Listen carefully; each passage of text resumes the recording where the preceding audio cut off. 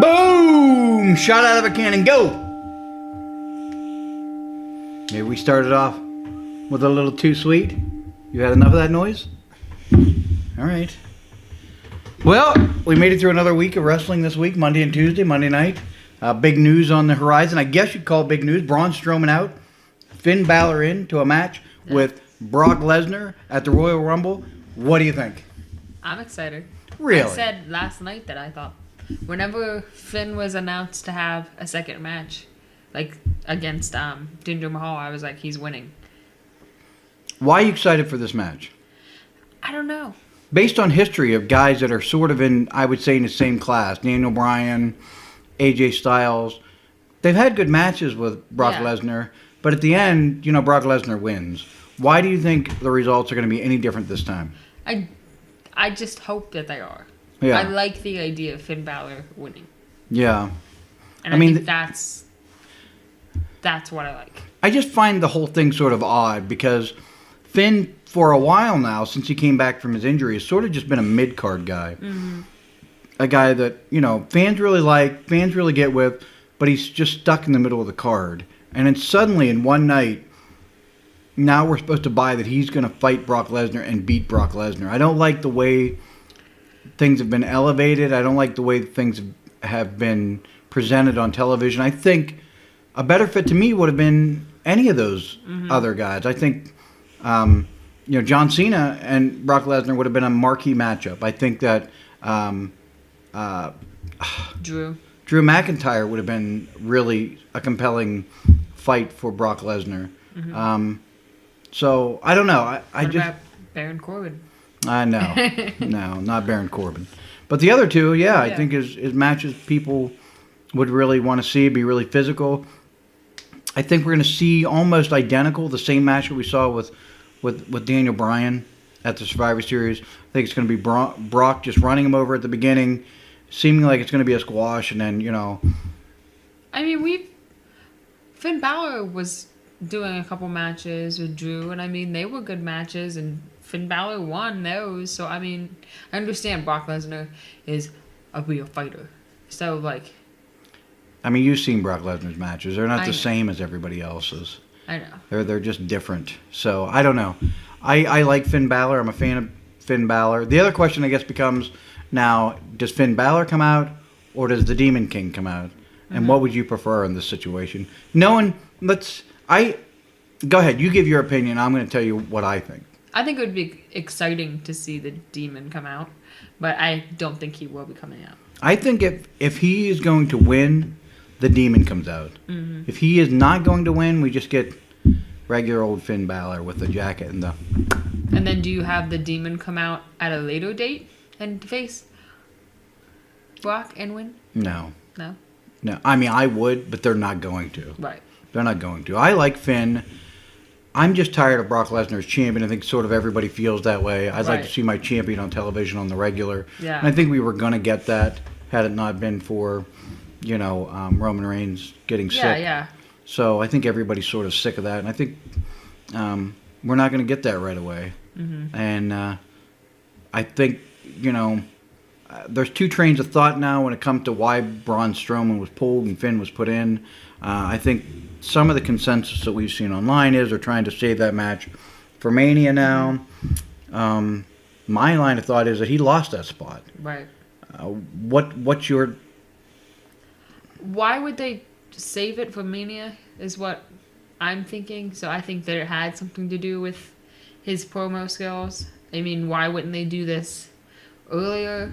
If it was because they were saving it for Mania. I think maybe they were on the fence about him. Mm-hmm. About can this be our guy? Mm-hmm. And then that promo last week just sort of shot him out of the water that he couldn't do it. He can't be that guy. So I don't know. I think that the real hope is now would be to try to save Braun Strowman is have a legitimate heel turn, not that screwball heel turn that he had previously. Mm-hmm. Get him on track of beating everybody up again, and then maybe by late summer, early fall, he'll get back to where he was. But right now, Yeah. I mean, he just cannot talk, and that's fine. I don't have a Yeah. problem with that. I just don't understand why. I mean, you probably get sick of hearing this every week on the show.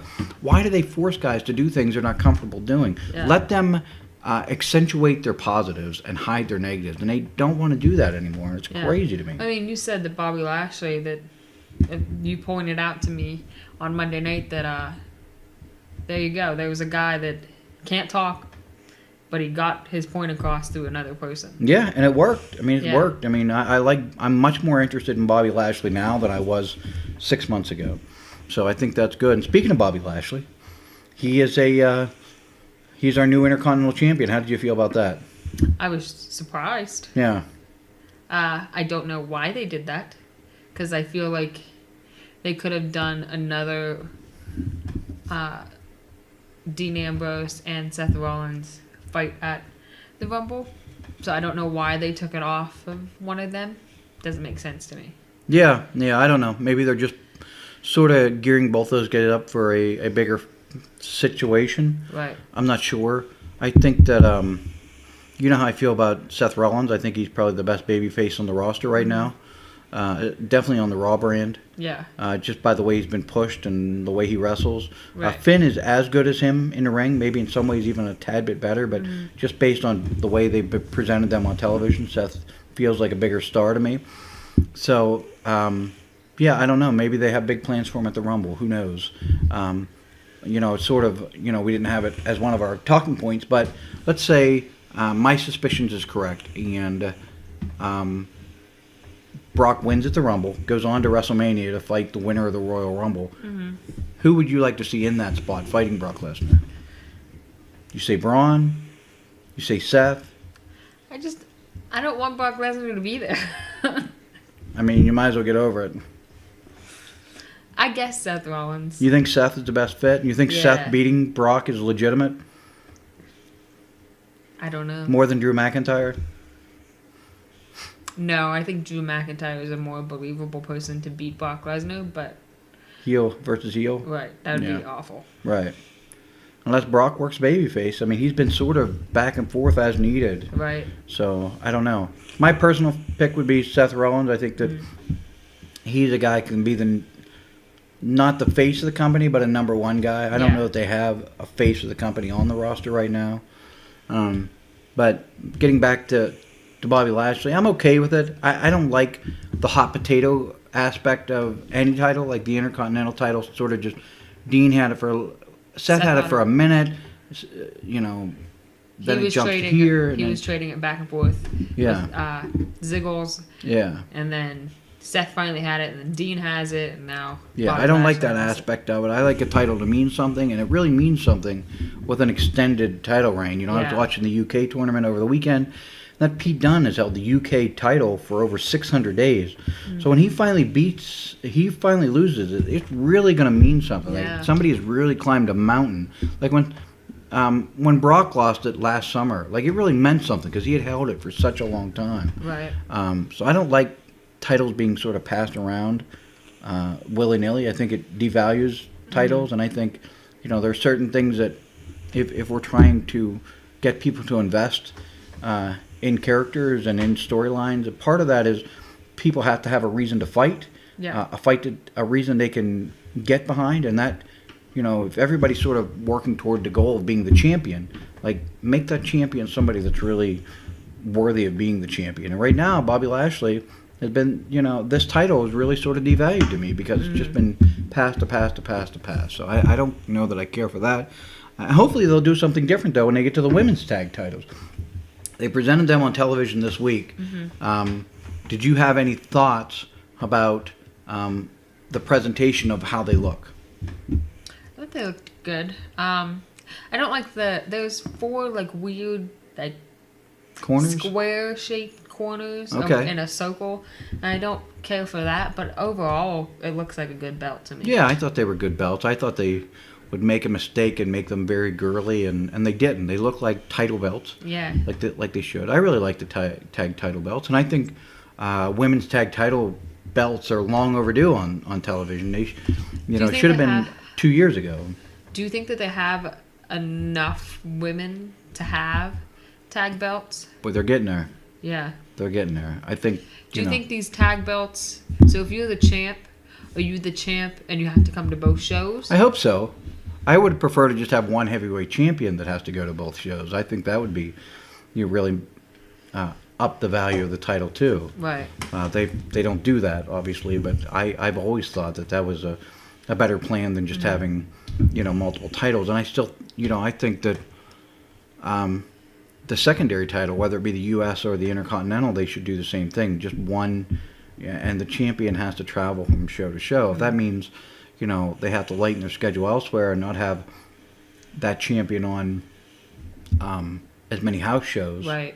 Then that's fine if they want to keep them to a 4-day week. But I like a champion, again, we have 2 heavyweight champions. Yeah. It sort of devalues the heavyweight championship, Right. Because instead of just one guy, everybody's chasing one guy. They're chasing 2 guys, or when it comes to Ronda and Asuka, they're chasing 2 women. They're not chasing.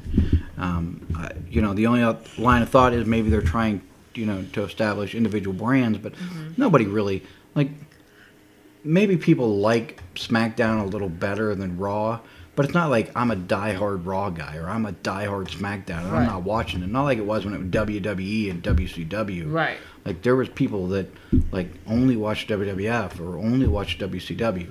If you're watching Raw, you're most likely watching SmackDown too. Yeah. So there's no real brand loyalty like there used to be. So I like individual titles. I just think they work better. Yeah. And I wouldn't be stunned if they have 2 sets of tag belts before it's said and done too, which is sort of disappointing because now that I don't think they have the roster for. Right. But they have some good teams. They have the Riot Squad. They have the Hug and Boss Connection or the Boston Hug Connection. I don't know which it is. Yeah. The Iconics are a tag team. So they have some tag teams. Yeah, and they have Mandy Rose and... Yeah, I know who you're talking about. I think it starts with an S. Sonya. Yeah, there we go. Sonya Deville. Yeah, there we go. We got it. they're not really a tag team. But they're together. Yeah. Yeah, they're a group. We didn't have this on our talking points, but what do you think of the thing with Mandy Rose and the Usos? Do you like that story or you hate it, right? I don't know. The first week of it was kind of interesting, but this week it just seemed like bad acting to me, so it was not enjoyable. The cameras, I know you were on your phone, so I don't think you realized the cameras, but lots of jump cuts. Yeah.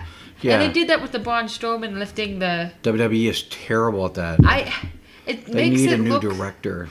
It makes it look so fake. Yeah. I understand wrestling's not real. I know that. But but when you watch a movie, you're not like, oh, that's so fake. And that's sort of what happens in wrestling. They cut things in a way where you're thinking, oh, this isn't real. Nobody's watching Batman and saying, oh my God, that Bane man, he's definitely real. But at the same time, nobody's like, oh, that can't be real. What are they doing? Right. And wrestling gets away from that sometimes, where they do things so weird and so awkward that it's easy. It makes it more difficult than it needs to be to suspend disbelief. Mm-hmm.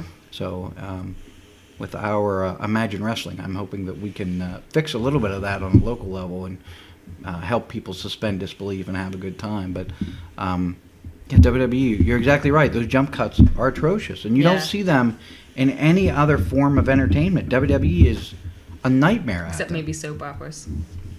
I haven't watched one in so long, so I don't know. I mean, maybe you would know, and I don't. But I don't like that. So, but we covered a lot in a very short amount of time. I liked how smooth my transitions were today. Did you notice? I helped you out. Yeah. Very good. Yeah. We went from talking about Bobby Lashley belt not meaning anything right into the women's tag belts. Yeah, very good stuff. Yeah. We're like professionals. Good job. Good job. Oh, I almost got you. All right. Well, hey, thank you guys for tuning in. We will be back in 1 week. Hopefully there'll be some good stuff to talk about. Blah.